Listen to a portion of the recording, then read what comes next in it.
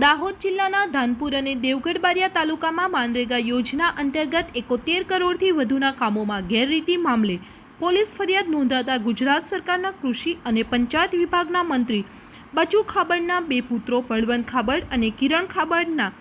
નામે પણ શ્રીરાજ ટ્રેડર્સ અને શ્રીરાજ કન્સ્ટ્રક્શન નામની એજન્સી આવેલી હતી અને આ બંને એજન્સીના ખાતામાં પણ કરોડો રૂપિયા જમા થયા હતા।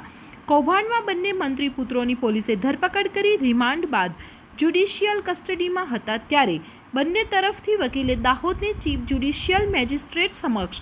જામીન અરજી કરી હતી। વકીલની દલીલો બાદ કોર્ટે બંને મંત્રી પુત્રોને ચાર્જશીટ દાખલ થાય ત્યાં સુધી દાહોદ જિલ્લામાં પ્રવેશ કરવો નહીં, દર મહિનાની 1 થી 5 અને 11 થી 20 તારીખ દરમિયાન રહેણાંકના નજીકના પોલીસ મથકે હાજરી ભરાવવી,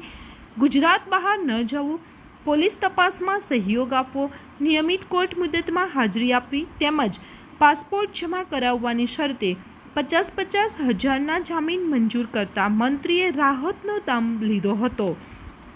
પરંતુ જામીન મંજૂર થયાના ગણતરીના સમયમાં જ દાહોદ પોલીસે જામીન નામંજૂર કરવા માટે કોર્ટમાં અરજી દાખલ કરી હતી, જેની આજે સુનાવણી બાદ ચીફ કોર્ટે બંને મંત્રી પુત્રોના જામીન યથાવત રાખતા દાહોદ સબ જેલ ખાતે મંત્રીના સમર્થકો પહોંચી ગયા હતા અને બંને ભાઈઓ જેલ બહાર આવતા જ પોલીસે કિરણ ખાબડની ફરી અટકાયત કરી હતી। ધાનપુર તાલુકાના લવારિયા ગામમાં માનરેગાના 79 કામો પૈકી 21 કામોના નાણાં બારોબાર કામ કર્યા વગર ઉપાડી લેતા વધુ એક ફરિયાદ દાખલ થઈ છે અને તે ગુનામાં પોલીસે અટકાયત કરી છે। સાથે જ જામીન રદ કરવા અને જામીન ઉપર સ્ટે માટે પોલીસે